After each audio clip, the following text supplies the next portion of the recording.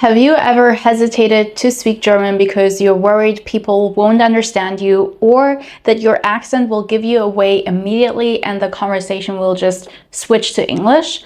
Or maybe you do speak and that's exactly what happens. You say one short sentence and before you can continue, the other person responds in English. If you are an English native speaker living in or planning to relocate to a German-speaking country, this is a very common experience, especially when you're just getting started with German. How do I know? Because I've worked with over hundreds of English native speakers trying to learn German. If we haven't met yet, I'm Salome, a native German teacher and the founder of the German Fluency Academy. I help beginners go from zero to confident and conversational German with a strong focus on pronunciation and real-life communication. And as I said, because the majority of my students are English native speakers from the US, Canada, or Australia, I'm very familiar with the exact sounds that give you away immediately and often cause the other person to switch to English. So in today's video, I'm going to walk you through some of the common pronunciation mistakes English native speakers make in German and more importantly, how to fix them. That way you can sound clearer, feel more confident and stop feeling so frustrated every time you try to speak. Bist du bereit? Los geht's! The first sound I want to start with is the German A or A. For English speakers, the biggest issue isn't that the sound is difficult. It's that your brain automatically replaces it with an E sound like in cat or taxi, or an A sound like in radio or April. This happens especially when words look similar or even exactly the same as in English. And just a quick note about the symbols in the brackets. They are called IPA, the International Phonetic Alphabet, and they simply show you how a word is pronounced. You don't need to memorize them. They're just a helpful way to see and compare sounds. In German, the letter A is much more open, relaxed, and steady. It's a clean A sound. And when I say clean, I mean there are no extra sounds mixed in. It's not like the English A, and it's not an E either. German actually has a separate letter for that E sound, the umlaut A, so the A with the two dots. So if you see a plain A, it should always be a clear A. So instead of taxi, we say taxi. Instead of land, we say Land. Instead of radio, we say radio. And instead of April, we say April. This one small adjustment can already reduce your accent significantly and make your German sound much more natural. One more important thing to know about the German A is that it actually comes in a short and a long version. And this difference is crucial because it can change the meaning of a word entirely. For example, here, the word Stadt, as in city, has a short A. Now the word Staat, meaning state, has a long A. They look almost identical, but they mean two completely different things. If you don't hear or pronounce that vowel length correctly, misunderstandings can happen very quickly, especially in real conversations where people speak fast. That's why learning to recognize and produce long and short vowels early on doesn't just improve your pronunciation, it actually also makes your listening and understanding native speakers much easier. I go deeper into this inside my free training for beginners, where there's a dedicated section just on pronunciation and how to train your ears so you can actually hear these differences in real conversations. So if pronunciation is something you want to improve and you want to feel more confident when speaking, I highly recommend joining the free training. You'll find the link in the description box below. Now let's talk about the letter combination ST and SP at the beginning of words, or even at the beginning of a syllable. This is a big one, and it's something I point out to almost every single student right at the beginning. In fact, it's one of the most common pronunciation habits English speakers bring into German without realizing it. In German, when ST or SP appear at the beginning of a word or a syllable, they are pronounced with a sh sound. Similar to sh in English. So instead of pronouncing it st, you pronounce it st. And instead of pronouncing sp as sp, you pronounce it sp. Here are some very common example words. Listen and repeat after me. Straße, sprechen, stehen. If you pronounce these with a plain English S, Germans will still understand you, but it kind of gives you away as a non-native speaker right away and maybe even takes away the opportunity to practice your German because the sound tends to come out much sharper than it needs to be. The good news is that this is one of those pronunciation rules that gives you a lot of return for very little effort.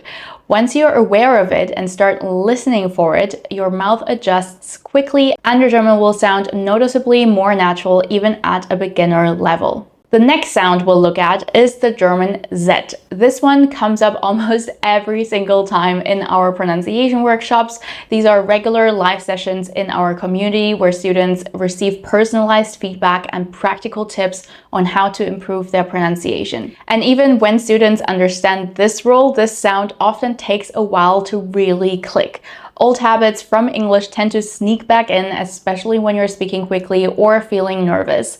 And that's exactly why building awareness of this sound early on is so important.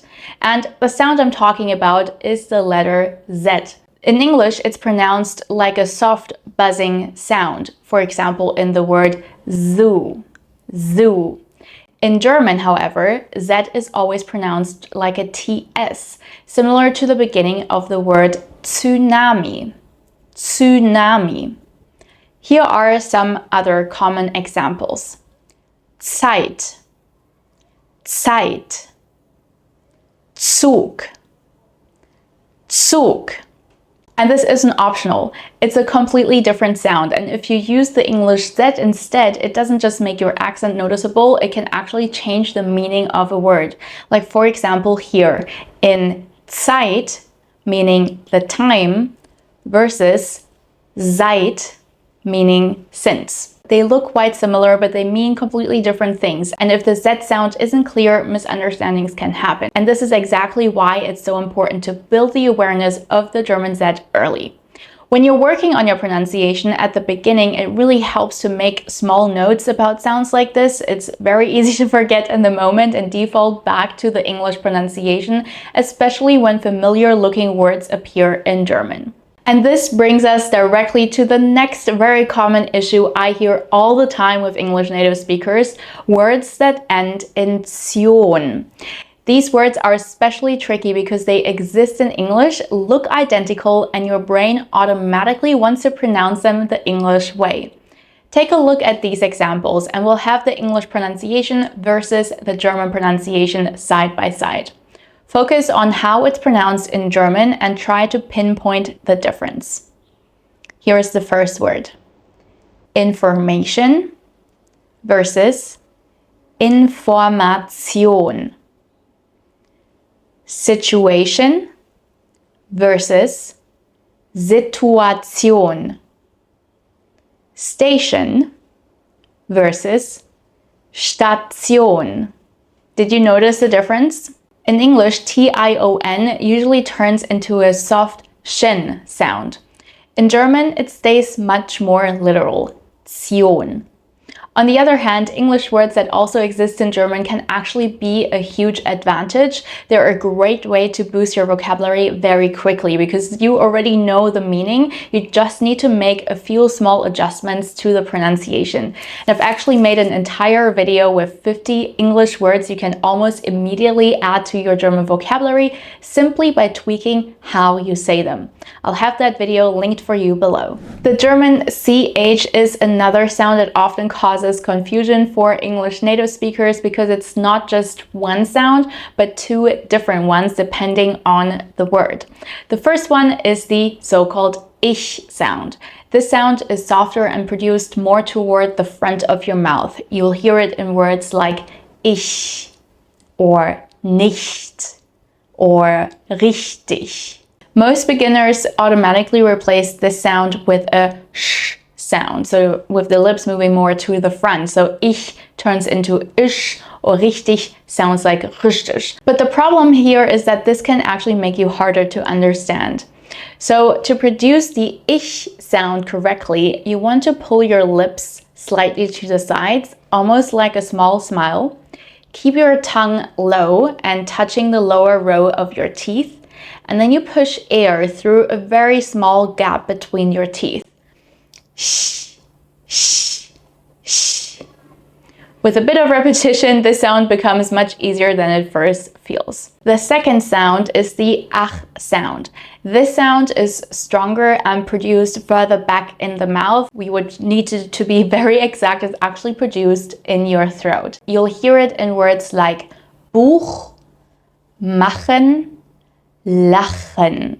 English doesn't really have this sound, so it's completely normal that it feels strange at first, and most beginners automatically actually replace this with a K sound. So machen turns into machen, or Buch sounds like book. But look, good pronunciation doesn't happen overnight. It takes time, repetition, and focused practice. But the earlier you start working on these sounds, the easier everything becomes later on.